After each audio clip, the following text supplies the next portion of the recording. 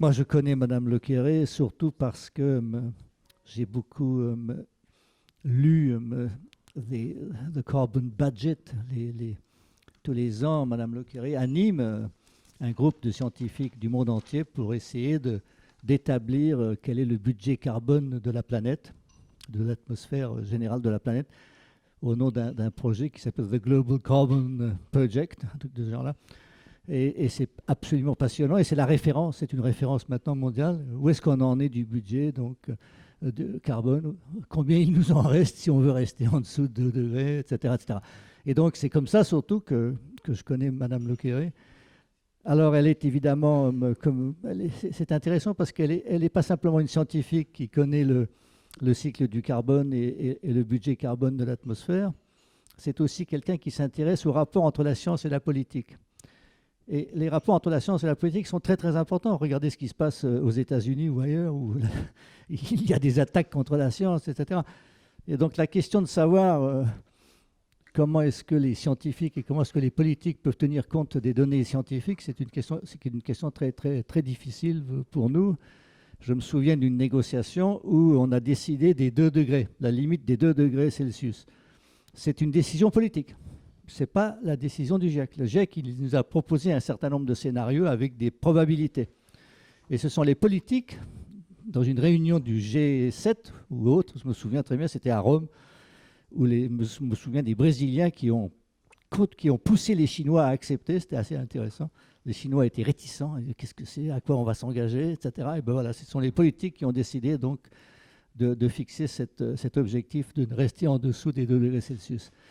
Et Mme Lequéré, maintenant, elle est à la fois scientifique et elle est à la fois dans ces institutions extraordinaires. Donc l'institution du Haut Conseil pour le climat, en fait, c'est une copie du comité anglais, parce que c'est le comité anglais qui nous a donné l'idée de suivre, d'avoir une instance indépendante qui surveille, qui vérifie et qui donne des recommandations. Ah non, là, vous sortez de la route, là, vous êtes dedans, etc. Donc, Mme Lequéré, on est vraiment très content de vous avoir. Vous allez nous expliquer surtout... est-ce que ça fonctionne bien tout ça? Où est-ce qu'on en est, etc. Donc, merci beaucoup d'être là. Merci pour cette invitation qui nous permet au Conseil pour le climat de faire le point sur l'avancée de nos travaux. J'étais venue à un des dîners de l'équilibre des énergies, je pense que c'était en mars, donc au tout début de notre installation. Et en préparation à cette réunion ce matin, je réfléchissais à tout ce qui s'est passé depuis mars. C'est quand même incroyable. Déjà en France et pour nous au niveau de notre travail, je vais vous en dire quelques mots là maintenant, mais aussi dans la société en général. Je pense que ça bouge beaucoup. Ça bouge au niveau des jeunes. Ça bouge au niveau, par exemple, des élections européennes. Et aussi au niveau du gouvernement avec l'Assemblée citoyenne, avec le Conseil de défense écologique, etc. Donc, il y a beaucoup à dire, il y a beaucoup à critiquer, possiblement, et on va en parler, je suis sûre, aujourd'hui, mais il y a aussi beaucoup d'avancées et beaucoup de discussions qui donnent espoir que les choses peuvent commencer à changer.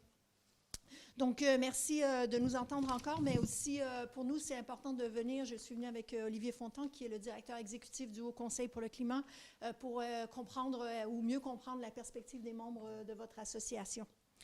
Donc, le Haut Conseil, nous avons moins d'1 an d'existence. On a été installé, oui, à fin novembre l'année dernière, mais officiellement en mai. Et nos travaux se font en parallèle au développement de notre équipe elle-même.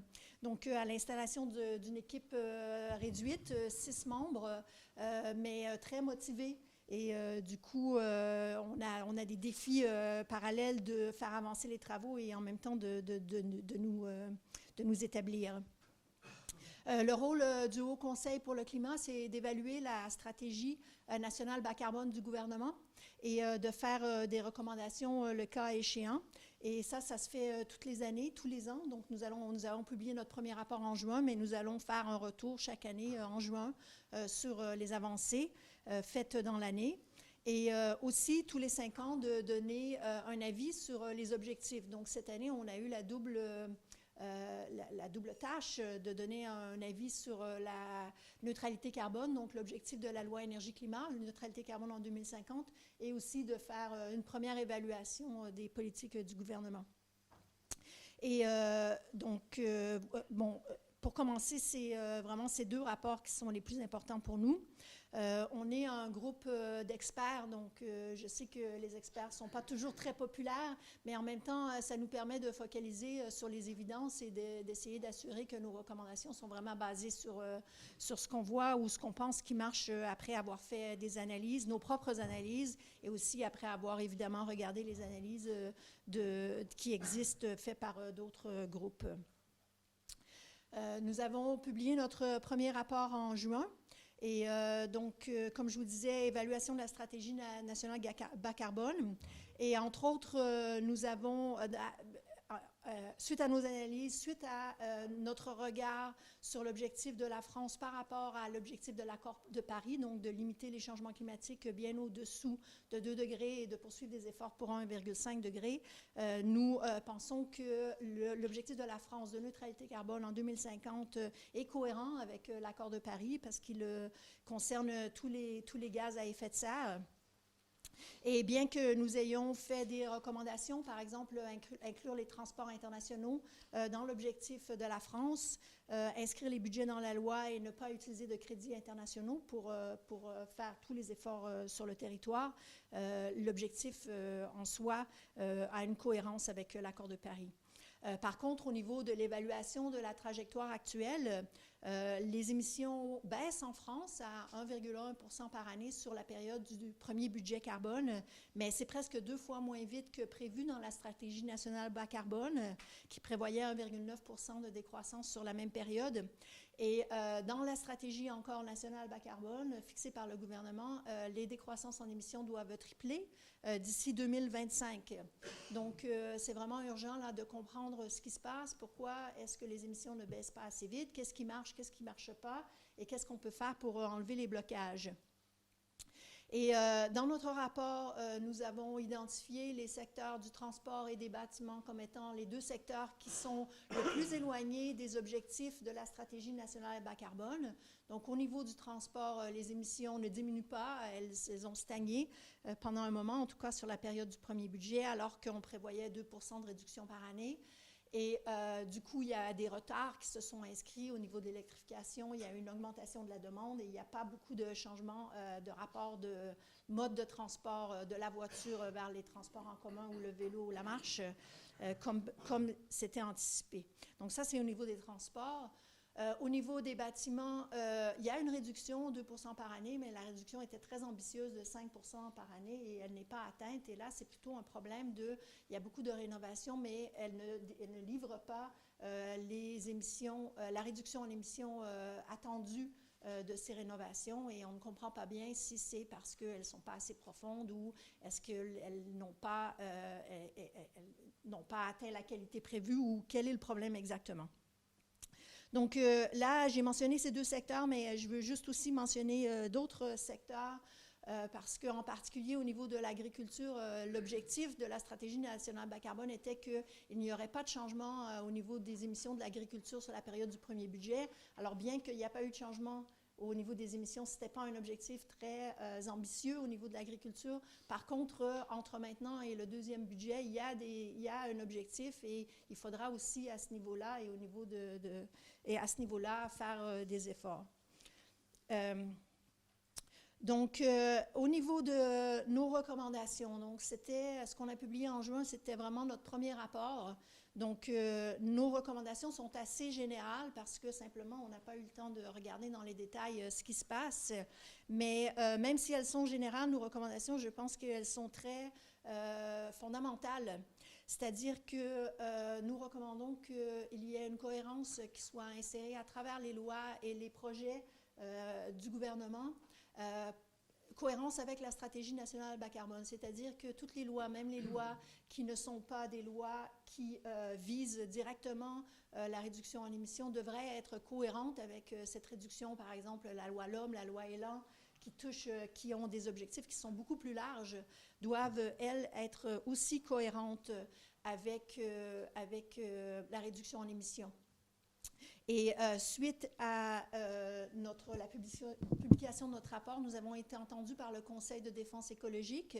Donc, c'est le conseil qui réunit le premier ministre et 9 ministres pour parler justement de questions d'écologie. Et le gouvernement, en réponse à notre recommandation numéro 1, s'est engagé à faire une évaluation de la loi, au moins la loi L'Homme, la loi Élan et la loi sur les hydrocarbures 1 an après leur installation. Donc, c'est déjà un début.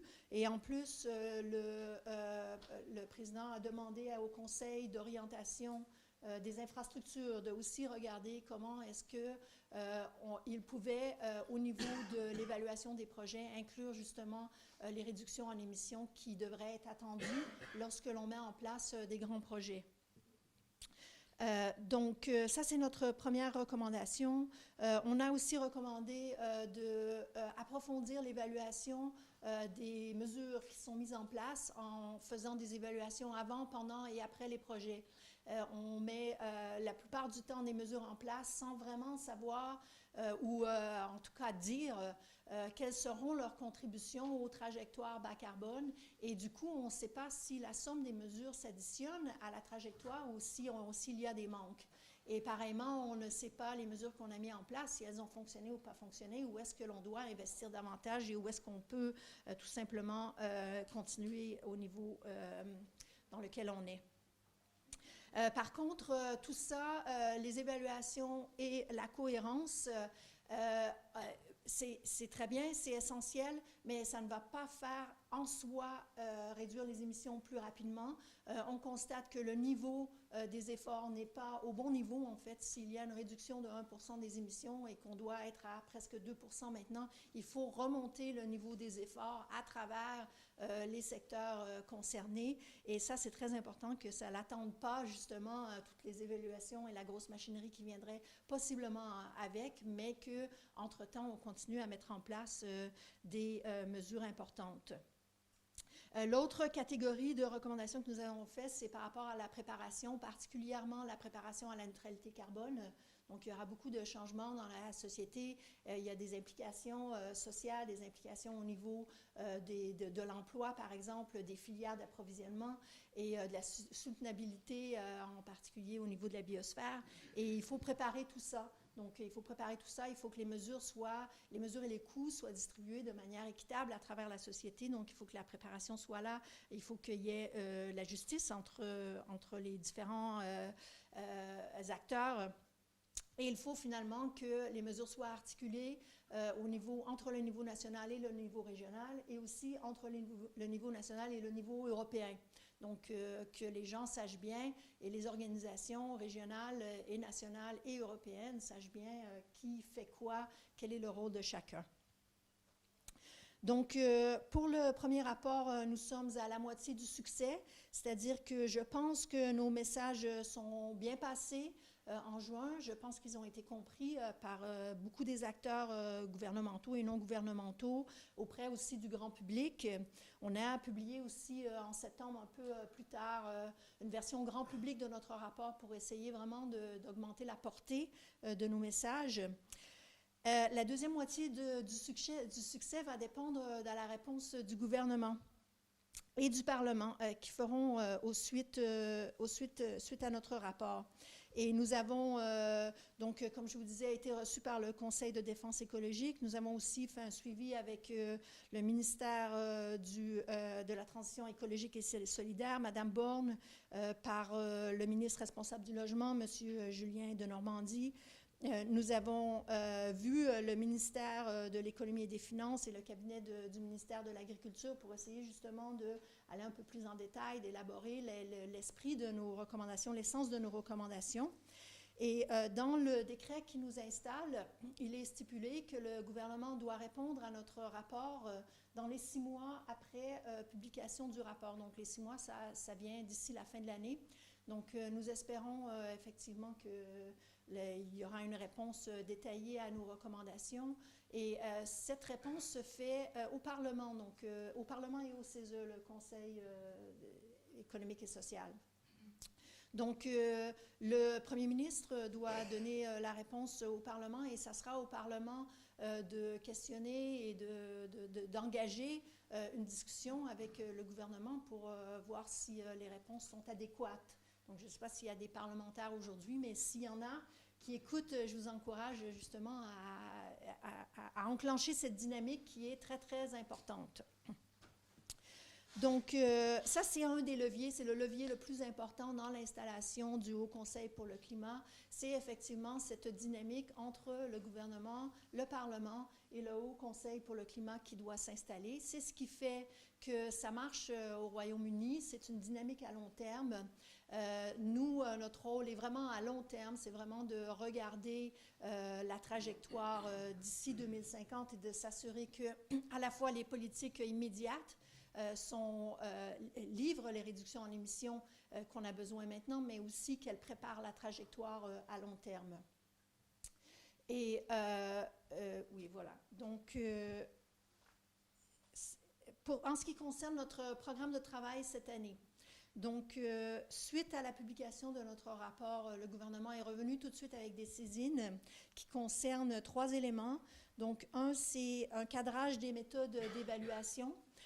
Parce que, bon, c'est pas évident de faire des évaluations. On ne veut pas non plus développer une machinerie énorme qui ralentisse et qui fasse en sorte que toutes les décisions soient trop compliquées. Au contraire, donc ça, cette méthode, ce rapport sur les méthodes d'évaluation, le cadrage des méthodes d'évaluation sera publié avant la fin de l'année.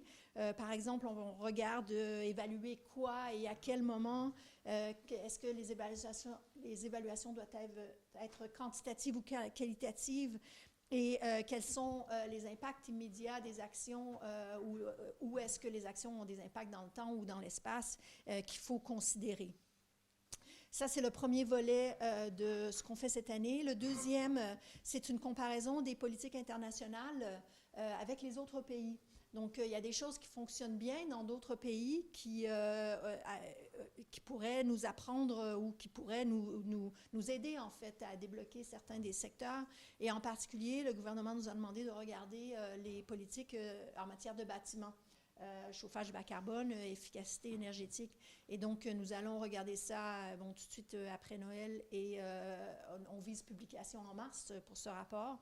Et le rapport final, c'est un sur l'empreinte carbone, donc l'empreinte carbone des importations en particulier, et d'où elle vient, et est-ce que nous avons d'où elle vient, est-ce qu'on peut la comprendre, est-ce qu'on peut la mesurer, très important, c'est difficile, et est-ce que nous avons des leviers pour la faire réduire.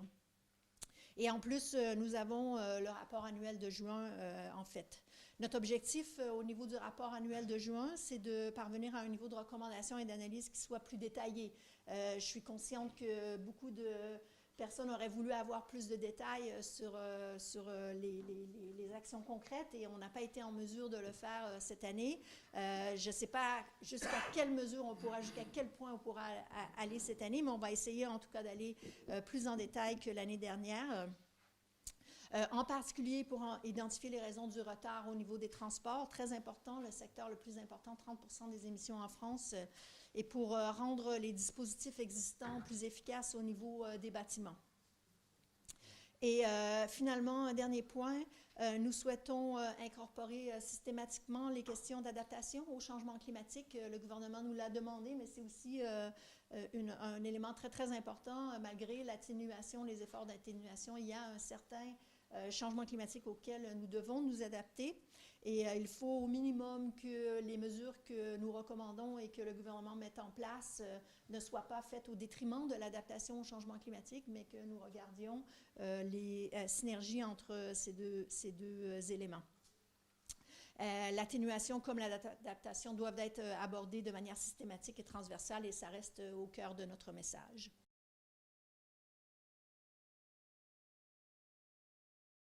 Au niveau des puits de carbone, très, très important. On a d'ailleurs dans notre recommandation déjà cette année dit qu'on a recommandé au gouvernement de tous les 5 ans, quand il mettait la stratégie nationale bas carbone à jour, de faire une analyse des puits de carbone pour voir où est-ce qu'on en est avec les puits de carbone. Il faut voir que déjà pour les mesurer, c'est pas facile. Donc, il y a eu, oui, des dérapages par rapport à ce qui était anticipé au niveau de la stratégie nationale bas carbone 1. Par contre, là, je pense qu'au niveau des mesures, c'est pas très, très super solide ce qui est en place. Là, il faut voir une chose, c'est que pour la neutralité carbone, donc, pour arrêter le réchauffement de la planète, il faut qu'il y ait les gaz à effet de serre de longue vie, comme le CO2, doivent être amenés à zéro. Et comme il y a certaines émissions, il y a certaines activités qu'on ne peut pas amener à zéro, par exemple l'aviation, par exemple au niveau de l'agriculture, il faut développer les puits de carbone. Donc, les puits de carbone sont très importants dans l'atteinte de la neutralité, ils sont essentiels, mais ils sont limités. Donc, là, le défi, c'est de réduire les émissions au maximum pour avoir une dépendance sur les puits de carbone qui soit le plus faible possible. En même temps, on demande de la biosphère terrestre beaucoup de services. Par exemple, pour l'énergie de la biosphère, pour la récréation, pour toutes les autres activités, l'agriculture, etc. Donc, il faut vraiment gérer la biosphère maintenant de manière à ce qu'on puisse encourager les puits de carbone. Donc, il y a la biomasse, il y a les sols aussi, particulièrement importants à gérer.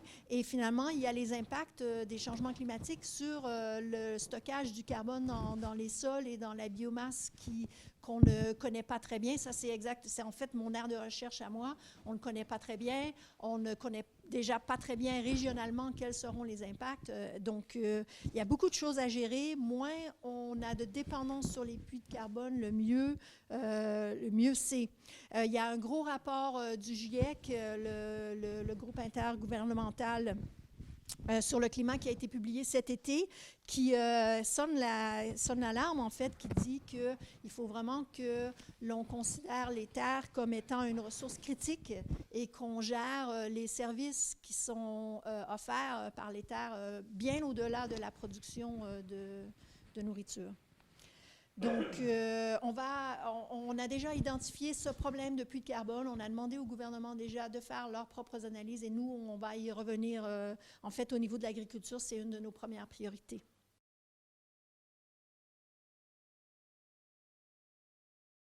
En fait, effectivement, il y a deux stratégies sur les bâtiments. Un, c'est de réduire la consommation d'énergie des bâtiments et de changer le chauffage pour que ce soit du chauffage bas carbone.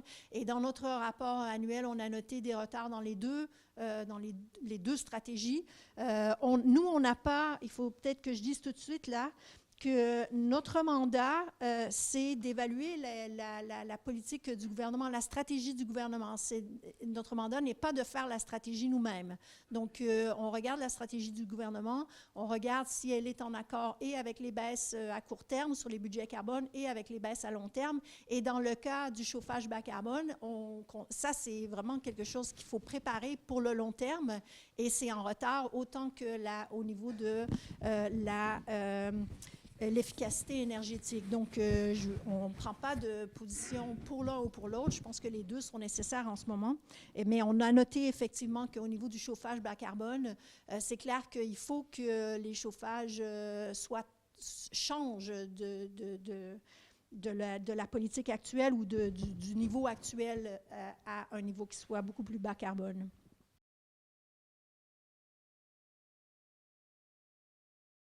Pays. En fait, effectivement, en France, la France est dans une position, pas unique, mais une position spéciale où l'électricité est déjà largement décarbonée à cause des décisions qui ont été faites dans le passé, indépendantes des changements climatiques, d'avoir une proportion importante du nucléaire au niveau de la production d'électricité. Il y a aussi la Suède et le Québec qui est dans la même position. Le Québec pour l'hydroélectricité, la Suède aussi pour l'énergie nucléaire. Et en fait, le Royaume-Uni et les États-Unis, les deux, seront très rapidement dans cette position d'ici quelques années parce qu'ils sont passés presque entièrement, particulièrement au Royaume-Uni, sortis du charbon. Et du coup, ça devient beaucoup plus difficile de livrer des réductions en émissions quand on parle de transport et de bâtiments. Donc, au niveau des décisions larges, non, je n'ai pas de réponse. C'est la question fondamentale. Qu'est-ce qu'on doit faire? Je pense que déjà de mettre un objectif de neutralité carbone, ça va forcer les changements à travers l'économie. Je pense qu'il faut qu'au niveau de la cohérence, particulièrement du budget, il faut vraiment regarder que les décisions gouvernementales soient cohérentes. Il ne faut pas qu'on mette des politiques climatiques d'un côté et de l'autre côté, on fasse des politiques qui ne sont pas climatiques, mais qui nuisent au climat. Donc, c'est ça la cohérence fondamentale. C'est vrai au niveau des décisions, c'est vrai au niveau du budget, c'est vrai au niveau des infrastructures, c'est vrai à travers la société.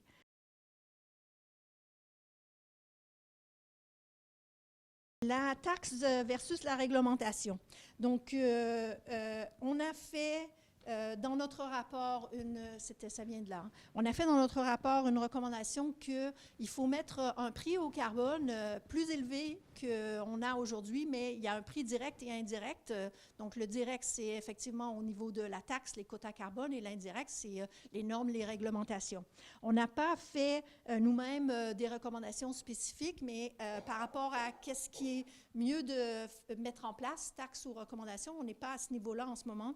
Nous avons fait, par contre, une recommandation sur la taxe carbone elle-même.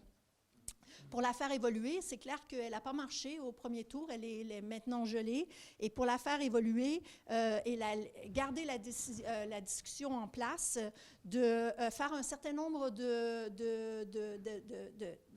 faire un certain nombre d'actions dès maintenant. Donc, explication des finalités incitatives de la taxe carbone. Donc, la taxe carbone, elle est en place, pas pour ramasser des revenus, mais vraiment pour mettre un prix au carbone aux activités qui émettent et encourager le passage à d'autres activités ou des infrastructures qui émettent moins. Une revue des conditions de transparence sur l'utilisation des recettes. Donc, qu'est-ce qu'on fait avec les revenus de la taxe carbone? Une refonte de l'assiette visée. Donc, il y a beaucoup de perception d'injustice et d'injustice dans les mesures qui sont mises. Donc, ça, c'est un élément qu'on voudra suivre, c'est-à-dire que est-ce que les coûts sont bien distribués à l'intérieur de la société? Et là, il y a des exemptions qui ne sont pas forcément toujours justifiées. Une revision de l'utilisation des recettes pour mieux protéger les ménages à revenus plus modestes et particulièrement des investissements dans les infrastructures permettant de passer de activités intensives à autre chose. Donc ça, c'est au niveau de la taxe carbone. Par contre, on se rend bien compte qu'il y a un problème d'acceptabilité des taxes. Et donc, on va regarder plus en détail maintenant, en fait, dans les prochains mois, qu'est-ce qu'il en est de l'acceptabilité et qu'est-ce que l'on doit mettre en place si effectivement ça ne devient pas acceptable de remonter la taxe carbone maintenant ou voire dans un avenir prochain.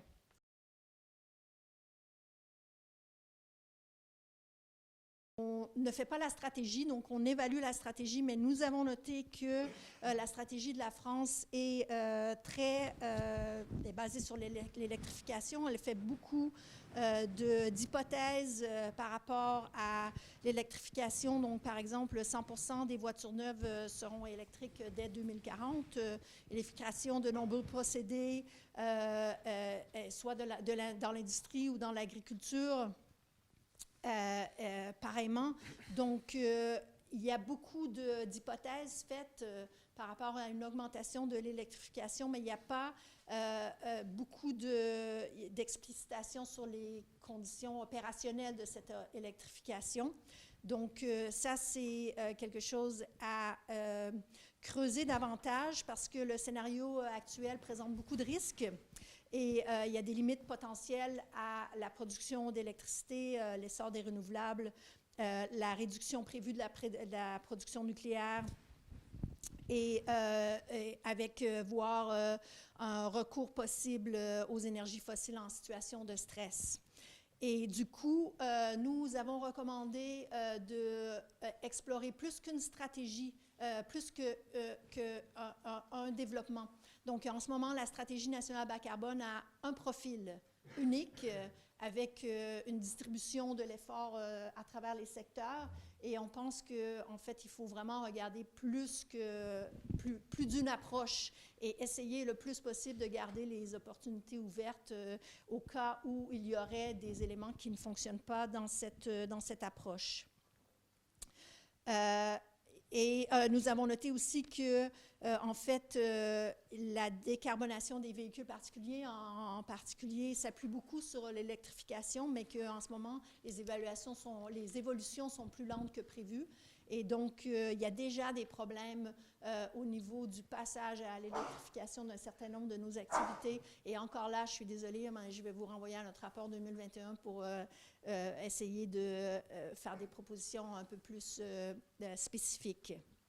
Je pense qu'elle renvoie aussi à peut-être, moi, ce que je considère comme une erreur, où on a dit qu'on peut brûler du bois, il n'y a pas de problème, puisque c'est de la biomasse, et puisque de toute manière, le CO2, de toute manière, il aurait été renvoyé, ça fait partie du cycle naturel, il n'y a pas de problème. Et je pense que c'est une erreur, parce que, évidemment, quand on brûle beaucoup de bois, d'abord, on envoie beaucoup de saleté dans l'atmosphère, plus que même de charbon, hein, c'est quand même assez extraordinaire. Ensuite, on dégrade les puits de carbone, du coup, parce qu'il faut replanter immédiatement. Et un arbre, s'il faut 70 ans pour qu'ensuite il pousse, ça veut dire que pendant 70 ans, il y aura une fenêtre où il y aura beaucoup de CO2 envoyé qui va s'ajouter au CO2 fossile. Et il y a certains pays, bon, la Suède notamment, ou d'autres, qui utilisent en quelque sorte l'argument que c'est neutre pour dire nous avons beaucoup réduit nos émissions, alors qu'ils sont en train de détruire une partie de leur puits de carbone. Donc voilà. Donc je pense qu'il y a un malentendu sur le bois et sur la biomasse. Alors, je ne sais pas si c'est totalement vrai, mais voilà ce qui me préoccupe. Et puis la deuxième chose, alors ça c'est pour directement le Haut Conseil pour le climat. Je me souviens d'avoir discuté avec M. Orphelin. On a eu un atelier débat avec Mathieu Orphelin, qui est un des parlementaires les plus actifs en ce moment. Et alors la question c'était, bon, on n'a pas réussi le facteur 4, c'est pas grave, on va faire le facteur 6. Alors moi je lui dis, est-ce que c'est bien raisonnable de faire ça? Est-ce que ce serait peut-être pas mieux de comprendre pourquoi on n'a pas réussi le facteur 4 pour essayer de corriger? Et il me répond, non, parce que c'est très important de dire ce qu'il faut faire. Et donc la question c'est vraiment ce que vous avez dit sur les conditions opérationnelles. Il y a une cohérence dans les textes. Ah, c'est fantastique cette politique. Et hier, quand Laurent Michel est arrivé, c'était formidable. Tout était parfait, c'était impeccable, tout était prévu. Et ensuite, il reconnaît lui-même que malheureusement, ce n'est pas en place. C'est qu'on n'arrive pas à le faire. Et donc la question, vraiment, ça va être pour le Haut Conseil pour le climat, c'est mais pourquoi est-ce que ces magnifiques dispositions, pourquoi est-ce qu'elle n'entame pas la réalité, quoi? Pourquoi est-ce que la réalité ne suit pas? Et donc c'est ça qui nous préoccupe vraiment le plus, quoi, hein, je dirais. Au niveau de la biomasse, en fait, bon, en pratique, là, je ne peux pas vous dire parce qu'on n'a pas fait encore la recherche. Mais en théorie, par contre, il n'y a pas de problème. En autant que la biomasse augmente en général. Donc, par exemple, si on plante une forêt, on augmente la quantité de biomasse et on prend une certaine fraction de cette augmentation pour faire de l'énergie. Théoriquement, il n'y a pas de problème. Au Royaume-Uni, vous avez mentionné que je faisais partie du comité sur les changements climatiques. Là, on a fait un rapport détaillé l'année dernière dans la préparation de la recommandation pour la neutralité carbone. Et effectivement, c'est ce qu'on a dit, c'est qu'il faut que cette bioénergie, elle se fasse dans un contexte où la biomasse augmente. Si elle se fait dans un contexte où on ne fait que avoir la biomasse actuelle et on prend effectivement du bois de cette biomasse, là, vous avez complètement raison que le stockage de carbone diminue. Donc, il faut vraiment avoir une politique qui soit articulée sur deux profils. En même temps, il y a aussi un autre aspect au niveau de la biomasse, et c'est l'aspect international. Donc, il y a un marché de biomasse extérieur et il faut qu'il y ait un cadre de soutenabilité internationale au niveau de la biomasse qui n'existe pas en ce moment. Donc, si la demande en biomasse augmente dans les pays industrialisés comme la France et que cette biomasse devient importée de l'étranger, donc là, il y a un gros souci au niveau des puits de carbone à l'étranger. Mais par contre, c'est une politique internationale sur laquelle il faut travailler à long terme. La neutralité carbone en 2050, si on veut qu'elle arrive au niveau international, il faut que l'on puisse gérer ces problématiques de déforestation implicite. Donc, moi, je pense que l'approche à utiliser en ce moment, c'est de vraiment travailler avec les partenaires internationaux, avec les mécanismes internationaux pour développer cette soutenabilité de la biosphère internationale. Et le rapport du GIEC sur les terres, là, c'est une première étape dans cette direction. Le facteur 4 à 6 et comprendre pourquoi. Ça, c'est fondamental. C'est exactement ça, je pense, en partie notre rôle, c'est de comprendre les blocages, de proposer des solutions. Mais par contre, il y a beaucoup de choses qu'on connaît déjà et il ne faut pas que attendre de comprendre pourquoi, mais déjà agir sur le grand nombre des connaissances que nous avons déjà.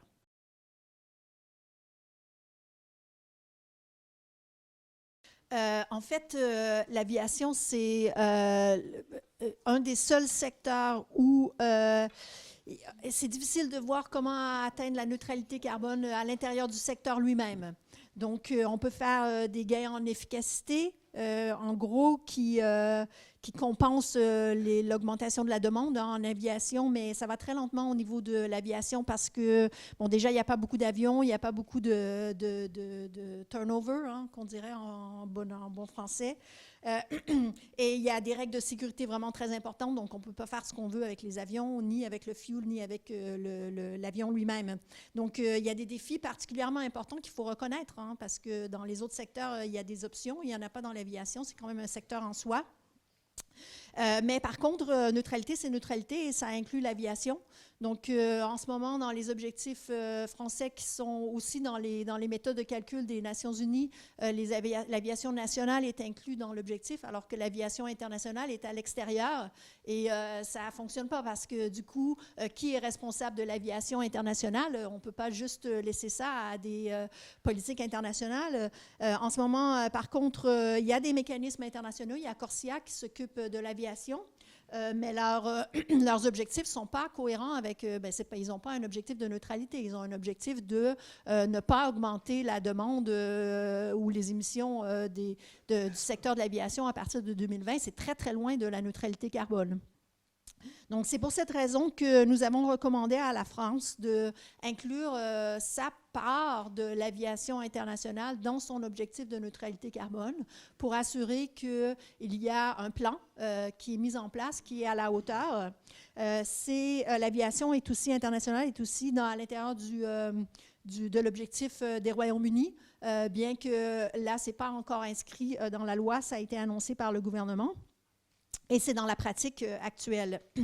Donc, au niveau de qu'est-ce qu'on peut faire pour le secteur de l'aviation? Donc, forcément, il faut développer des puits de carbone pour compenser, mais les puits de carbone, comme je disais tout à l'heure, ils sont limités, ils sont fragiles, ils ne sont pas infinis, donc il faut vraiment être réaliste sur ce qu'on peut faire en réalité.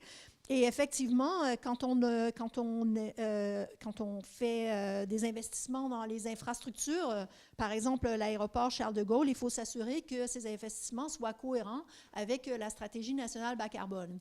Au jour d'aujourd'hui, moi, je ne peux pas vous dire si l'investissement qui est planifié est cohérent. Par contre, je peux vous dire que nous avons dit au gouvernement que le gouvernement doit évaluer et doit inclure une cohérence dans ses stratégies. Et ça inclut les infrastructures. Donc, je pense qu'au niveau de la commission d'orientation des infrastructures, là, il y a un travail à faire pour démontrer est-ce que c'est cohérent et si ce n'est pas cohérent, bien, il faut aussi agir en conséquence.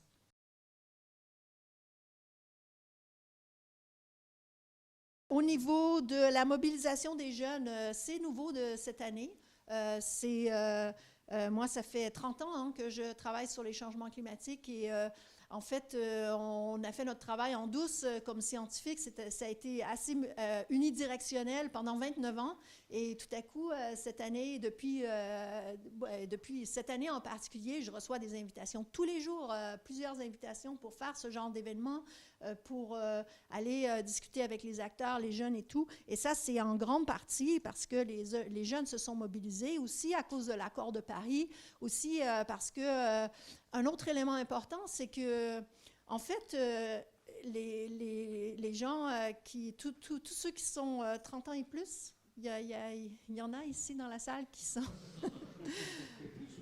et plus, en fait, je ne sais pas vous, mais on le voit bien.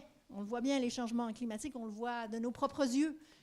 Quand on a des vagues de chaleur en juin, quand on a des records de température presque tous les ans, quand on a des températures jamais vues, quand il y a des feux de forêt extrêmes qui sont amplifiés par la sécheresse dans certains pays, c'est évident, ça devient évident.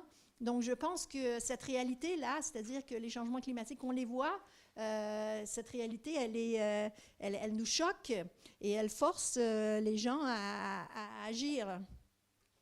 Donc, est-ce que les politiques sont à la hauteur? Bien, on l'a bien dit dans notre rapport. Non, elles ne sont pas à la hauteur. Il faut augmenter le niveau des politiques. Par contre, est-ce qu'il y a une volonté d'agir? Bien, oui. On nous a installés, c'est pas pour rien, on a installé le Conseil de défense écologique, l'Assemblée citoyenne, ce sont tous des mécanismes qui vont aider à faire avancer. Est-ce que ça va faire avancer assez vite? Là, je ne peux pas vous dire.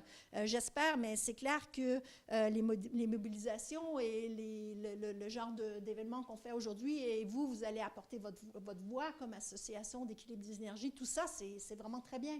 Il faut qu'il y ait une voix très, très importante au niveau de la société pour que les choses avancent.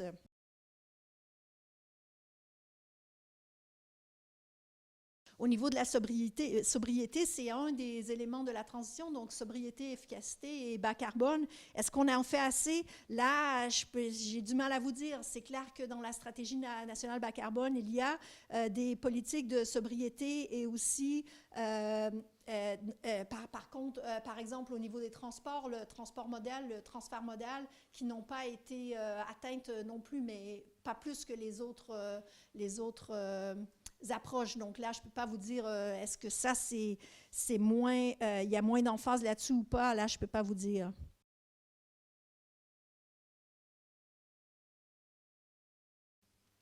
Comparaison, votre point sur l'Allemagne, là, en fait, moi, j'arrive de Berlin.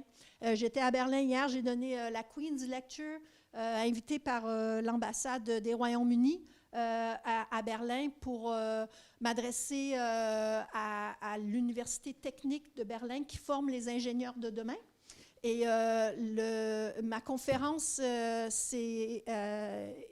les inscriptions ont été fermées à l'intérieur de 4 jours. Ça ne s'est jamais vu. Il y avait 1500 personnes d'inscrites. La salle était pleine parce que, justement, les Allemands ont envie, les jeunes et les moins jeunes aussi, il y avait un ministre dans la salle, ont envie que ça change en Allemagne.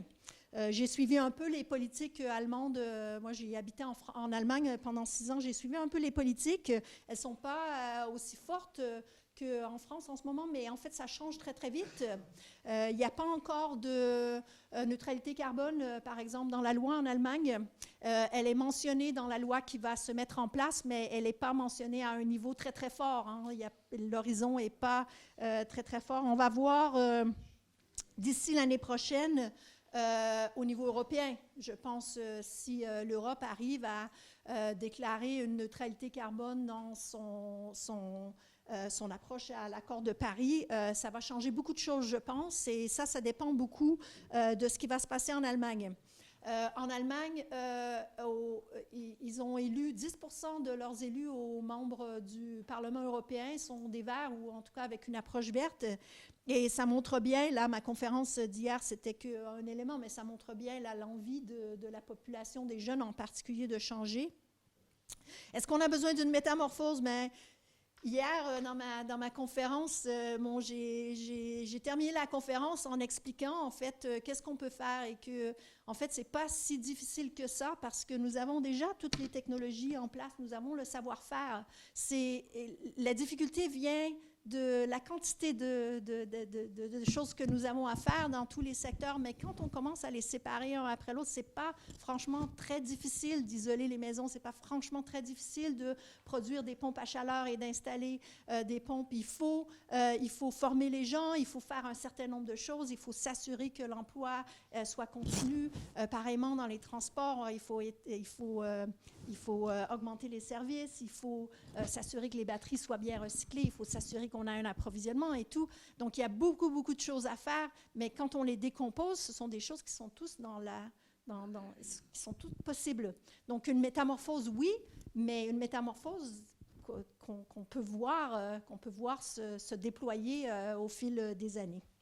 Je pense que, comme vous êtes aussi intéressé par le rapport entre la science et les affaires publiques, et pourquoi ça colle, pourquoi ça marche et pourquoi ça ne marche pas, il est évident que pour arriver à la neutralité carbone, il ne faut plus se servir des combustibles fossiles.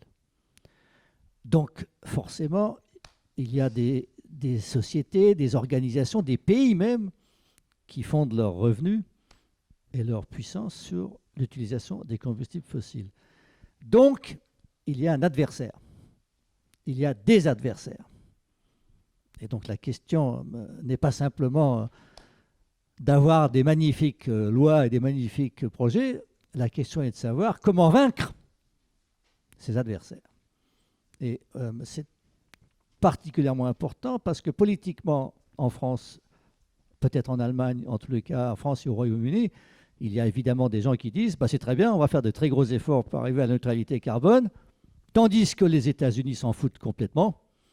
Alors quel est l'intérêt? Nous, on ne représente que 3% ou 2% des émissions de gaz à effet de serre, tandis que les autres, Chine et États-Unis, c'est 40% à eux deux. Quel est l'intérêt? Donc voilà, donc je dis ça juste, c'est pas du tout pour dire qu'il ne faut pas le faire, mais c'est simplement que une des questions, si vous voulez, sous-jacentes, et au fond, on ne le dit jamais aussi nettement que ça, c'est qu'il faut combattre un adversaire et le vaincre. Donc, c'est clair que pour que les émissions réduisent, il faut retirer les énergies fossiles.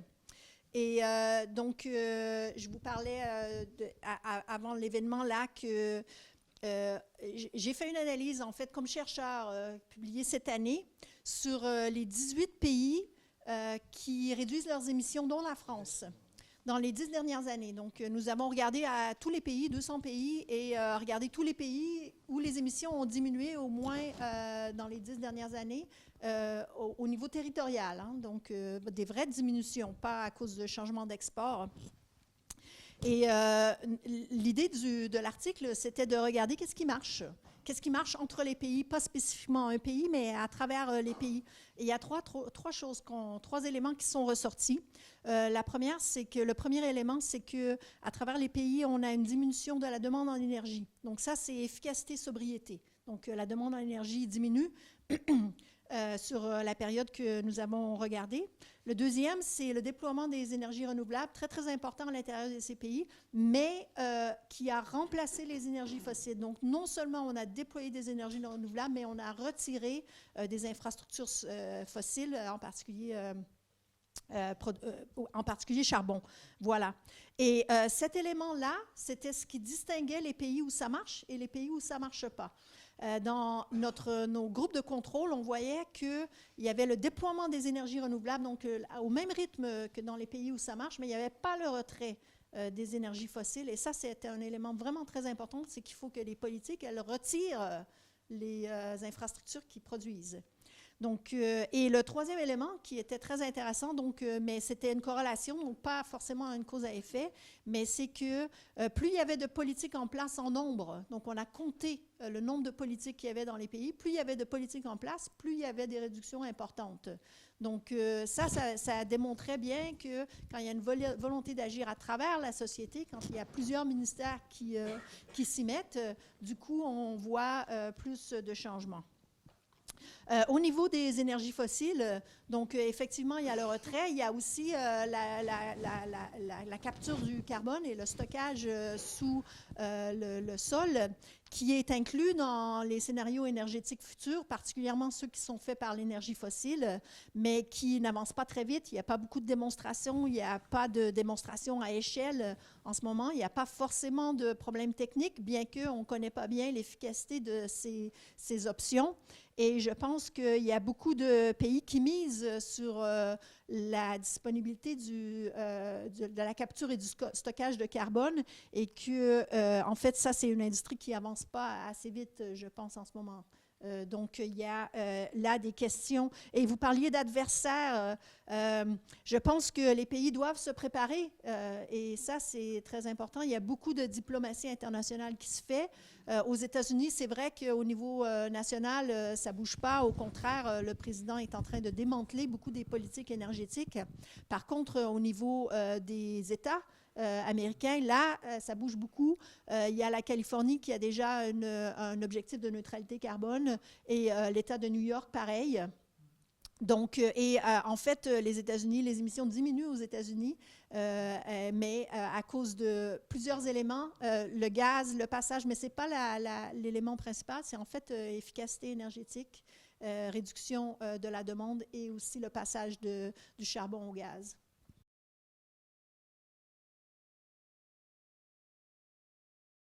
En fait, oui, c'est difficile de faire des mesures, de faire une mesure d'évaluation des bâtiments qui s'applique à tous les bâtiments. C'est difficile et les technologies pour faire des mesures réelles, bon, ça commence, hein, mais c'est pas vraiment, bon, en ce moment, c'est difficile à appliquer de manière très large. C'est au gouvernement de proposer leur méthode d'évaluation. Il faut que ces méthodes fonctionnent ou qu'elles soient démontrées efficaces et applicables.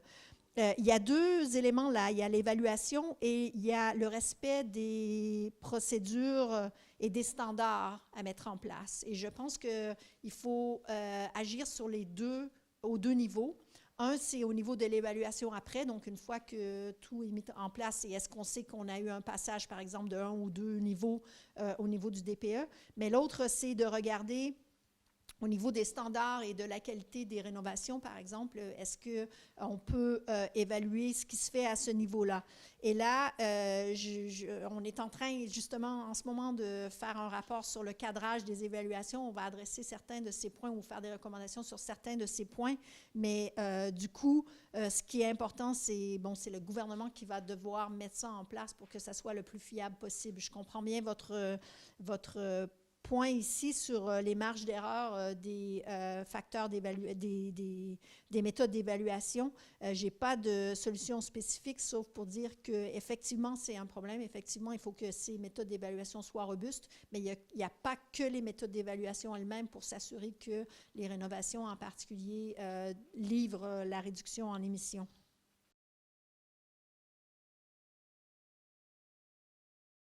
Au niveau des transports maritimes de la France, les chiffres, là, je ne peux pas vous dire exactement, c'est quelques pourcents.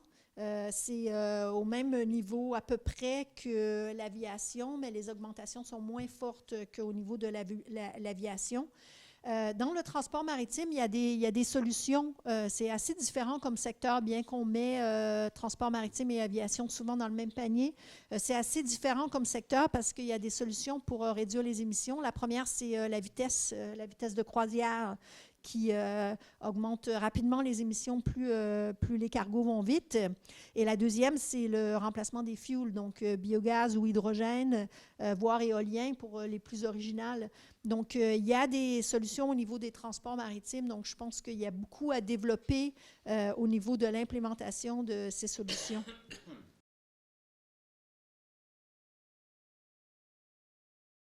Au niveau des prairies, dans les stocks de carbone,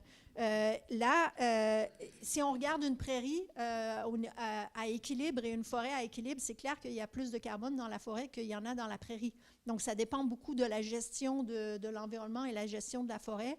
De passer d'une prairie à une forêt, on augmente le stock de carbone. Là, au niveau carbone, c'est clair.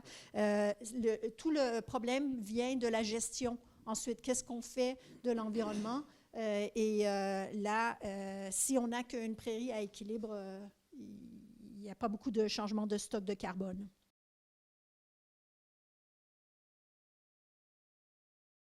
Le critère, c'est en émissions. Nous, on évalue l'approche pour répondre au climat. Hein. Donc, on est vraiment en émissions. La balance entre l'efficacité énergétique et le retrait la diminution des émissions ou retrait des énergies fossiles, c'est une décision pour le gouvernement. Mais ce qu'on regarde et ce qu'on va continuer à regarder et à creuser plus en détail, c'est est-ce que les hypothèses se tiennent? Est-ce que les risques sont bien pris en compte? Est-ce que le plan est bon? Et est-ce que les résultats démontrent que tout va pour le mieux? Et là, on n'a pas eu suffisamment de temps pour regarder les hypothèses. On n'a juste pas eu suffisamment de temps. On va creuser encore. On va pouvoir creuser un peu plus cette année, mais on va faire ce qu'on va pouvoir. Mais donc, au niveau des hypothèses, là, je ne peux pas vous dire si la balance est bonne entre la démarche du gouvernement parce qu'on n'a pas fait le travail encore. Mais on va le faire. Et entre autres, on a aussi recommandé au gouvernement de gérer les risques en regardant plusieurs démarches possibles. Et je pense que ça, c'est très important. Au niveau des résultats, c'est clair que ça ne suffit pas en ce moment. Est-ce que c'est parce que les hypothèses ne sont pas bonnes ou est-ce parce que dans l'implémentation, ça ne fonctionne pas? Il y a déjà des problèmes qui ont été soulevés au niveau de l'implémentation. Donc, la force, le nombre de politiques n'est pas assez élevé au niveau du prix du carbone explicite ou implicite. Donc, là, c'est clair qu'au niveau du niveau, il faut que ça remonte.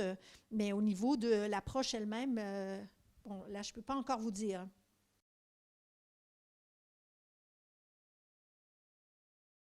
Au niveau de l'économie circulaire, donc on n'a pas regardé dans les détails, mais par contre, je peux vous dire que au niveau de... Il y a des émissions qui viennent des déchets et il y a des émissions qui viennent de la production qui sont souvent négligées, donc la production, la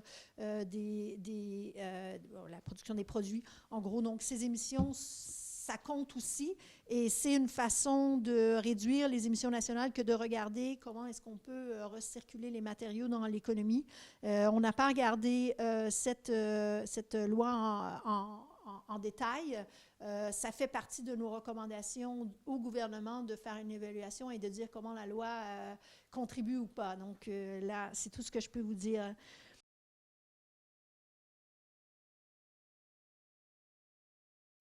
Au niveau de l'empreinte carbone, vous avez posé la question. Donc ça, c'est un thème très important.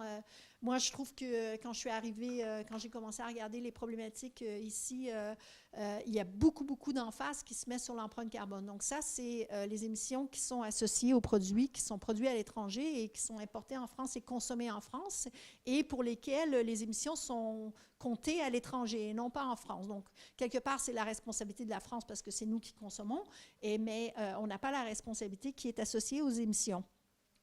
Donc, c'est clair là qu'il y a un souci parce que l'empreinte carbone, elle est stable ou elle augmente en France alors que les émissions nationales diminuent. Par contre, si on se pose la question, qu'est-ce qu'on peut faire par rapport à l'empreinte carbone? Il y a beaucoup des mesures nationales qui sont implémentées, par exemple, au niveau de la sobriété et de l'efficacité qui amèneraient à réduire à la fois l'empreinte nationale et l'empreinte d'émissions importées, donc l'empreinte carbone et les émissions nationales. Donc, il y a beaucoup des mesures que l'on met en place qui vont dans le même sens pour les deux, et l'empreinte et les émissions nationales. On ne contrôle pas en ce moment les émissions qui sont associées à ces produits, mais si on se met dans la perspective où il n'y a pas que la France qui agit sur les changements climatiques, il y a d'autres pays, il y a les pays européens, il y a l'accord de Paris. Si on se met dans la perspective où ça va marcher globalement et les émissions vont diminuer au niveau global, donc automatiquement les émissions de la consommation vont aussi diminuer avec ça.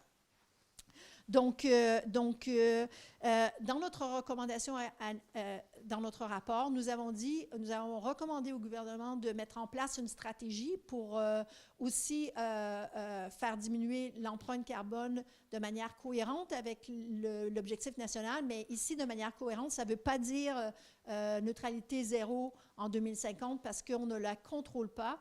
Mais au contraire, il faut que l'objectif soit cohérent avec les possibilités que nous avons de faire des leviers sur cette empreinte carbone internationale.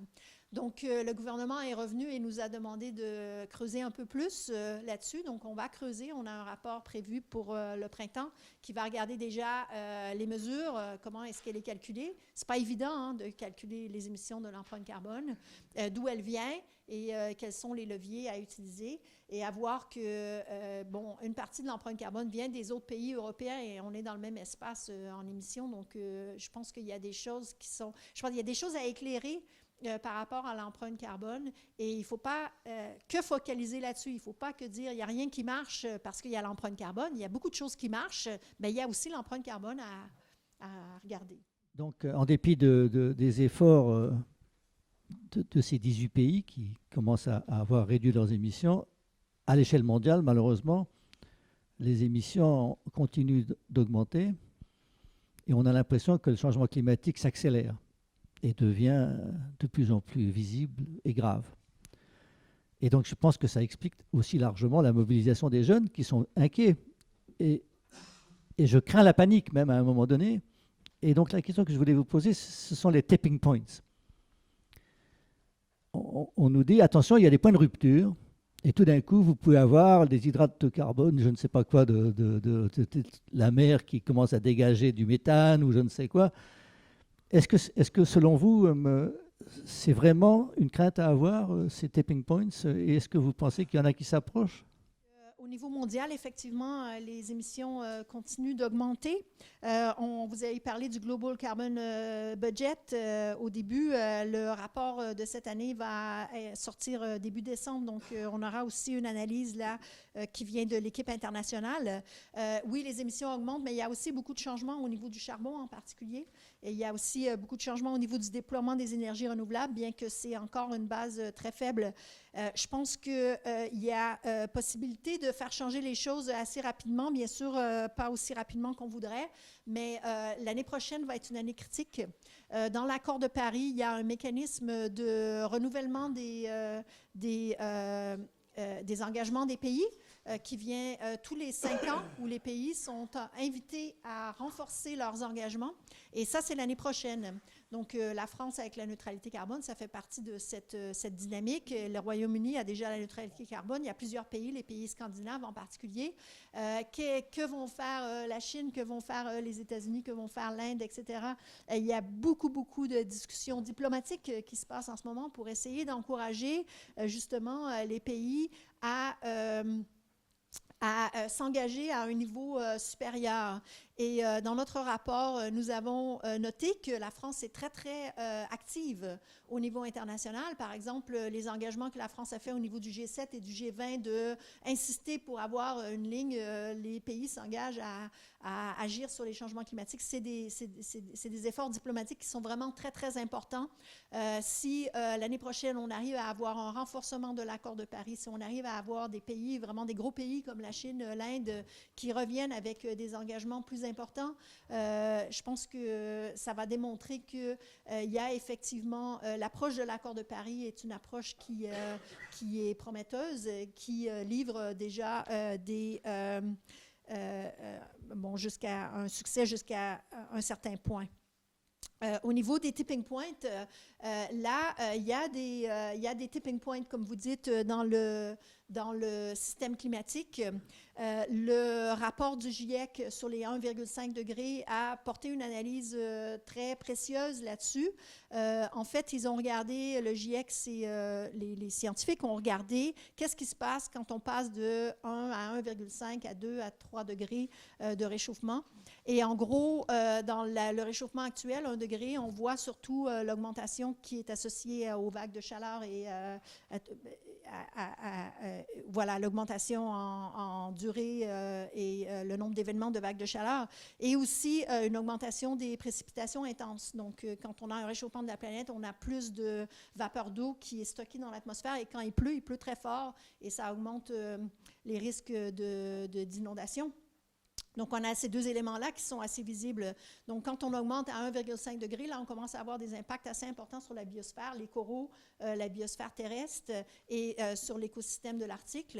Et quand on passe de 1,5 à 2 degrés, là, on commence vraiment à avoir des impacts en agriculture, sur l'économie et des impacts qui se voient beaucoup plus au niveau de la société. Et c'est au-delà de 2 degrés, là où les impacts sur les tipping points, comme vous dites, l'Arctique et l'Antarctique, qui commencent à être fragilisés et qui peuvent entraîner, pas très rapidement, de manière inexorable, une augmentation du niveau des mers très importante. Donc, inexorable, voilà, lentement, mais inexorable.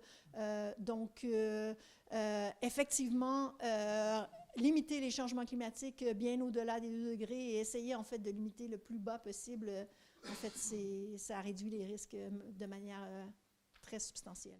Alors écoutez, madame, merci beaucoup. Vous nous avez passionnés et vous nous avez donné de l'espoir, puisque vous avez commencé à dire, bon, vous avez dit, il y a quand même 18 pays qui commencent à réduire leurs émissions, que les techniques sont là, que ça s'accélère dans les politiques, et bon, il faut donc évidemment les mettre en œuvre.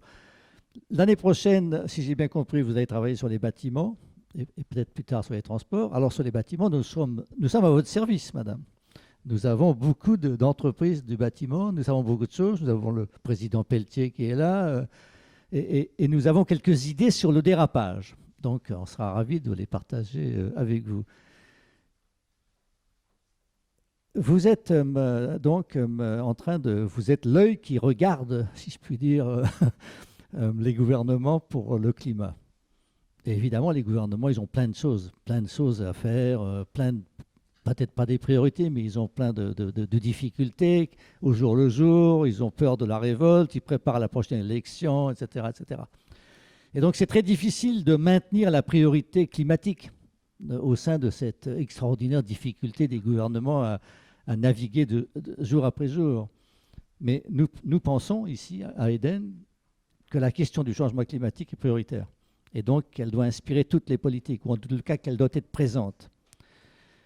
Pas simplement dans l'économie, dans les règlements, dans la fiscalité, mais également dans la politique. Tout à l'heure, j'ai vu que certains d'entre vous, excusez-moi, mais le changement climatique doit être aussi la priorité de la politique et donc des électeurs. Et donc la question aussi est importante dans tous les domaines de la vie, des affaires de la cité, maintenir cette priorité climatique bien visible, bien nette, autrement on ne s'en sortira pas. Et la continuité de cette priorité est tellement importante.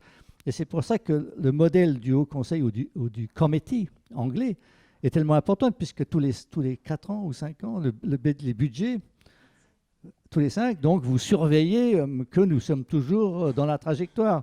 Et c'est très important puisque malheureusement le temps de la politique et le temps des affaires est souvent extrêmement réduit. Donc maintenir la priorité de long terme à travers l'actualité, c'est vraiment le point, c'est votre défi, hein, c'est votre challenge. Eh bien écoutez madame, nous sommes ici pour vous aider à réussir. Merci beaucoup.